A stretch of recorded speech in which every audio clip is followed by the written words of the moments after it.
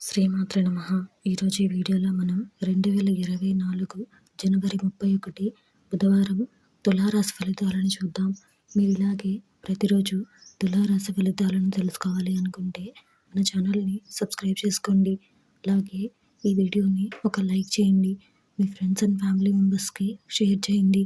ఇంకా విషయంలోకి వెళ్తే జనవరి 31 బుధవారం తులారాశి వారికి సంబంధించి ఉద్యోగులకు అదనపు బాధ్యతల వలన తగిన విశ్రాంతి లభించదు. నూతన ప్రయత్నాలు ఫలించవు. వ్యాపారాలు మందకొడిగా సాగుతాయి. కుటుంబ సభ్యులతో మాట పట్టింపులుంటాయి. ఆర్థిక లావాదేవీలు నిరాశ కలిగిస్తాయి. ఆకస్మిక ప్రయాణ సూచనలున్నాయి.